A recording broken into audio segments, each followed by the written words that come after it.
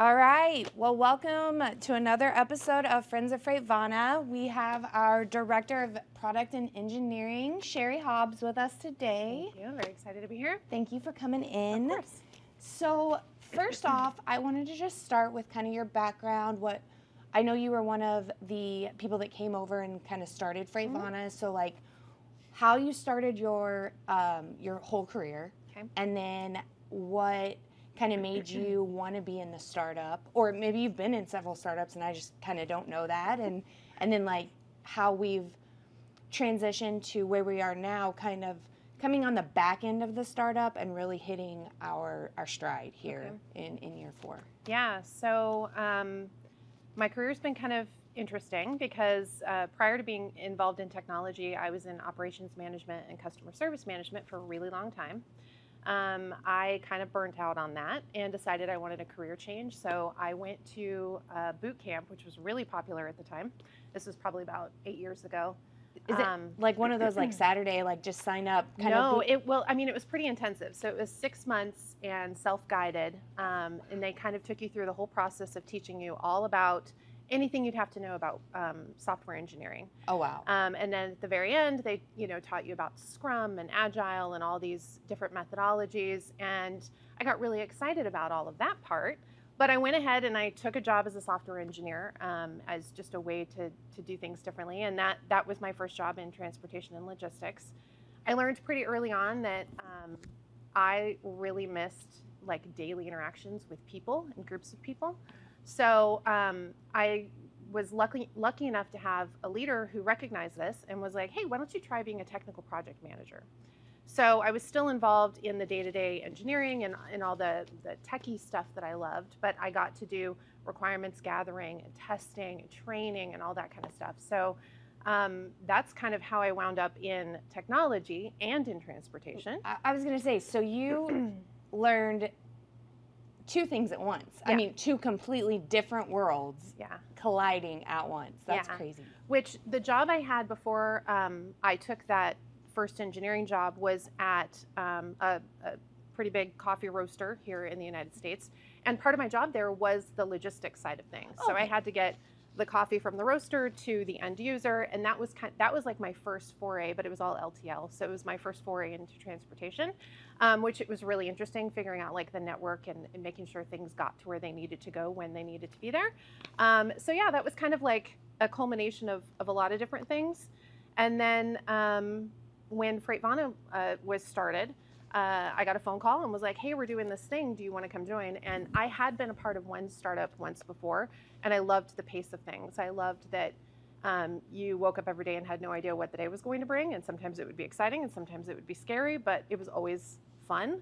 Mm-hmm. And so I was really eager to jump in, and here I am 4.5 years later. Well, and you adapt to things well. I know just working with you, like you like that, like you just said, like taking on that change.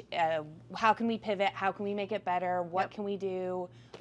If it's not working, let's pivot right away. Let's move. Let's fail fast. Yeah. See, that I think that's what's not said a lot about our company is the amount of leaders we have that enjoy that aspect of it. Because with transportation, there's always, everybody talks about it, there's always adapting, there's always pivoting, there's always this, there's always that. But a lot of people don't like change. Right. But almost, I mean, you have to in especially this company, but being a startup is what I mean by especially this company. But like just in transportation in general, and I would assume in engineering, I know nothing about engineering or product development, but I would assume there's always testing, things not working, change, pivoting, moving. You have to not only not be afraid of it, but you have to like it. You have to like seek it out, just because it's going to be there. So it's better if you find like the fun in it. Well, and then you get produce the best product you can. Yeah. So, and that's the goal. That is so cool. I really enjoyed. So just a little background. Shari and I went to WIT last year together, and that was kind of the first time we got to really talk about different things and know each other. Spend a lot of time together. And that was that. I mean, you're super smart, and that was the well, of course, but that was the funnest part for me, was kind of learning that aspect. Well, you know, WIT was fun for me. I enjoyed all of that stuff, but like learning all of the things you touch. Like I would have never understood how much, even though that's one of our pillars, technology is one of our three pillars, I would have never understood how much your team actually touches in every aspect of our company. Yeah. It's everything. Yeah. So that's awesome. So I just have a couple little questions for you, different things to cover. Sure.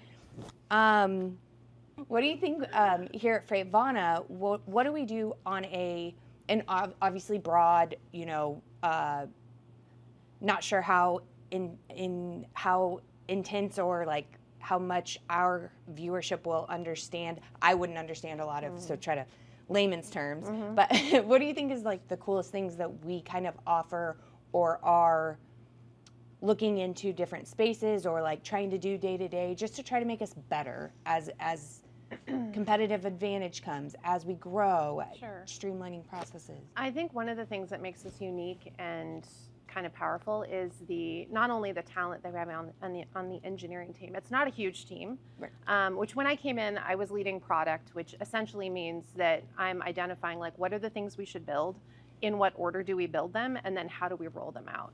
So we have a lot of internal product that we use in our day-to-day just to run the company. And it's not just my team. We have another team that handles systems and integrations, and they do so very much. My team comes in and handles anything that needs to be developed from like a traditional software engineer side of things. One of the things that really makes us powerful is that we have a super talented team who's been doing this type of work for, I think, close to 8, maybe 9 years at this point, together as a group. So they've gelled pretty heavily because we all worked together at another place and then came here together. And so we've gotten to know each other's patterns and specializations, and we've been able to teach each other a lot of things. So that's huge when it comes to an engineering team. But then beyond that, we've brought in some newer talent that is skilled in other ways. So we're kind of building this little, Lego factory of skills that kind of build on skills, and they can teach each other. And they also have industry knowledge. Yep. So a number of our developers were carrier managers. They were weekend crew. They were they were doing the work that we're supporting, and they understand the world of, what does a carrier care about? And when we need to make an update, what is the absolute essential thing? Like, does it make sense to ask this question in this way or that way? And we do have a really great internal team here that we can go to for those things. Like my stakeholders are right here. It's kind of amazing. But it's also really helpful when, I pitch something as the product designer and they'll just be like, that makes absolutely no sense. In the real world, it goes this way. And, that could have taken us weeks to find out. And instead, we know it right away. And that's the neat thing, like what you just said, that like all the stakeholders are in the building. Right. Like we can get real-time feedback. We can know when to pivot, when not to pivot. Yeah. If we have questions, I know as our accounts leadership team, we've come to you for a lot of different things. You're not only product and engineering. Like you have a lot of knowledge in a lot of different culture aspects, leading teams, training, helping, that kind of thing. And I know when we come to you, it's always jump in, exciting, like. I love teaching and helping, so whether it's tech or not, I'm there. Well, that helps us. I mean, especially as young leaders. Like I've done this for a long time, but leading, less than 7-8 years, and then Jake and Soph, like we really appreciate all of that. It's been a lot of fun, and more to come on that with you. So, what do you think on the product side? I know we've made a lot of changes throughout the 4 years. I haven't been here the whole 4 years, but I know we've made a lot of changes. Do you think we are hitting our stride and we will be just continuing to get bigger, better, faster with those changes?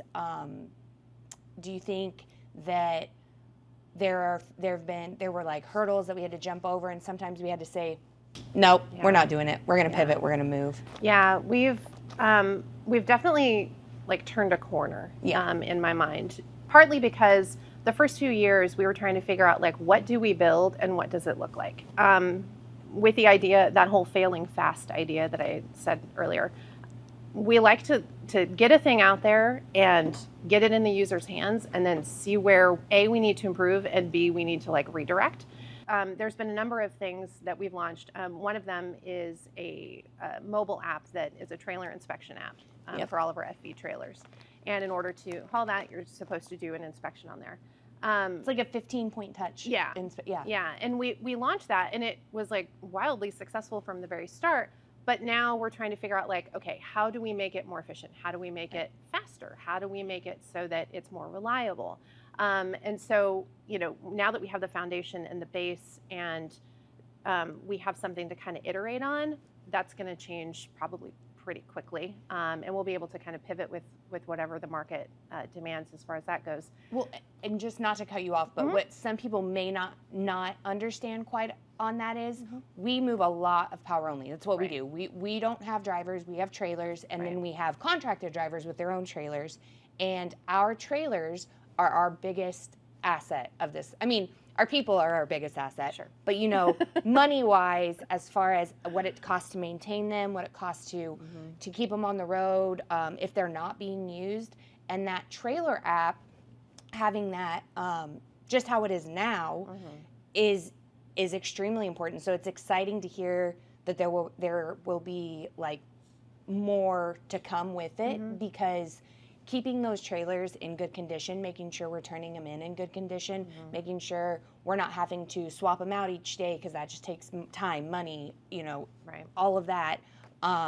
That's a huge technology piece that I think that viewers or people that don't know much about FreightVana wouldn't understand how big that is for our company. Yeah, it's the thing that I try to tell our product and engineering team is to remember that like we don't get to physically see these trailers when they're off across the country having their adventures. It's really when the driver is there taking a photo and submitting it along with their inspection that we truly can it's like we're standing in front of it, and we can have an idea of like what do the tires look like? Did it have any damage from a storm last week? That kind of thing. But on top of that, now that we have that data flowing in, we're able to build things that are used here internally that we can keep track of maintenance on top of the inspections that come in. We can understand, all of the actual network that it's run. So there's lots of different things that we can do with all the data that we have here, but then also with the partnership from our carrier partners, and that's been huge. And that's the other corner that I'm feeling like we're turning right now is we're engaging our carrier partners. Because we've built such incredible relationships with them. Absolutely. That they're helping us test things now. And I can go to them when I need to understand things from the carrier user perspective. I said our stakeholders are in the building, and they are for the most part. Yeah. But we also have that carrier piece. So now we're starting to build tools that they can use. We're working through a beta test right now of a product that I'm very excited about, but can't say too much about. Sure. That it is for the carriers. And that's the thing that from day one in 2021, I think it was when we started all this, that I came in and I was so excited about, and now we're finally here. Like we had to do all this foundational work, but now we're here, and it's so exciting. Well, it is exciting, and the carriers. I mean, to your point, we wouldn't have any of this without our partner carriers, and they don't want to be running around to 10 different shippers because we don't know that our trailer has a flat tire here and they can't make a pickup, and all of that. Them helping us with those trailer inspections, them helping us test things, keeps them moving, which keeps us moving. So that's extremely cool, and it's our three pillars that I mention just about every week that we do this: transparency, trust, and technology. They just happen to come up in almost every conversation I've had on this podcast, and it really is because of the team of you guys that started this that really do believe that those are the three things that are going to make us successful and be a long-standing company. Right. Yeah. And you guys created that culture when you started. You've I don't know if pushed is the best word, but it's the best word I can think of, but push that into the culture that we have as we built the company. And it's just very important because if we didn't have technology, we would just be on the end of this. That's the only thing that keeps us moving faster in this industry. So it's your team, it's the people that created that culture that have just really, I find like super, the most exciting part to be a part of the company is that it's always growing. There's always something better, and everybody knows that. Yeah. From top down. Yep. They know we could always be better. Yeah. So, I mentioned it a little bit, but I did want to talk about WIT a little bit. I know we're not going this year. I know you've been the last, how many years? 2 years. Last 2 years. And I got to go with you last year. I enjoyed it thoroughly. It's coming up this year. I'm really excited. Sophia's getting to go. Yep. She's going to go with Jody, our VP of sales. Very excited to And hear so how that goes. Soph was on the first episode, so Nice. everybody knows who she is. So they'll be out there. Check them out when they're out there. Anybody that sees them. But what were your what were your favorite parts of those 2 years? I think my favorite part. Gosh, there's so many things. I think I loved seeing so many women in leadership. Yes. And I loved hearing the stories of how they got there, because a lot of the times it wasn't like, you know, I was in leadership over here and then I just like got the opportunity. It was like I had a real passion for transportation, or I started as a customer service rep, or I started as a driver, or, you know, whatever it is. And they've chosen to stay in the industry for a long time because it is that compelling and that interesting. There are so many problems to solve, and it is such a good time to try to make a mark as a woman, to try and make the workplaces, not only just, you know, like truck stops and the places that concern drivers, because that is a pretty big part of that conference, but, you know, the support systems that are there for them, making sure that those spaces are more inclusive, they're more accessible. Safer. They're safer, they're more equitable. And I think that's such a huge thing. And it really felt like a really positive environment where people were trying to make an impact for good. And it was also just nice to get around a bunch of folks who like got the stuff that maybe if you went to a general conference, they wouldn't necessarily understand some of the pain points and the parts along your journey in an industry that has been very male dominated.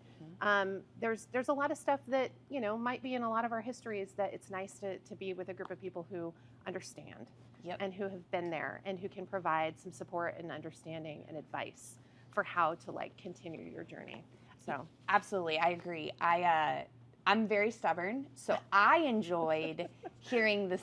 Everybody laughs, everybody knows, but I enjoyed hearing the stories of women like me that's what drove them. Like, I'm going to show you that I can do this. You're not going to tell me I'm not going to be able to do this. I can do this. And it's not just women. I mean, there were men on panels that were extremely supportive of it.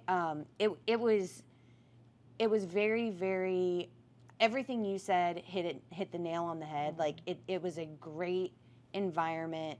It was my first time getting to go, but I thoroughly enjoyed it. I thought listening to all the panels, listening to, like I said, the stories of women that just never let anybody knock them down. I say stubborn, that's probably not the right word, but just had that drive to always say, well, you're going to say I can't do this?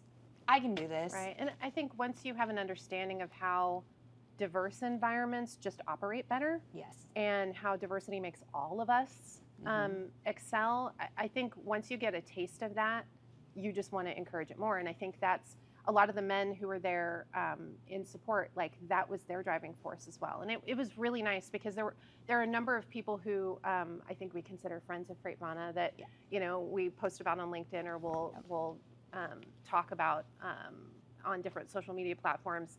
And they were all there. Yeah. And it was so nice to see that they were there, like physically supporting.